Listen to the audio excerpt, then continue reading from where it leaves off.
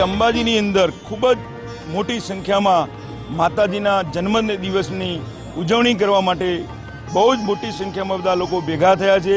આજે અમારા મિત્ર હસમુખભાઈ જે 24 વર્ષથી યુએસએ કેમ્પનું નામ આપ્યું છે એમનું, અને એમના ધારાસભ્ય ભાઈ એમના સુરેશભાઈના ભાઈ કહેવાય, અને બહુ મોટો એમનો સેવાનો કેમ્પ ચાલે છે। છેલ્લા 10 દિવસ સુધી ભાદરવી પૂનમના શરૂઆત થાય ત્યારથી 10 દિવસ પૂરા થયા ત્યાં સુધી ખૂબ જ મોટી સંખ્યામાં યાત્રિકોને મોટામાં મોટી સેવાઓ પૂરી પાડે છે।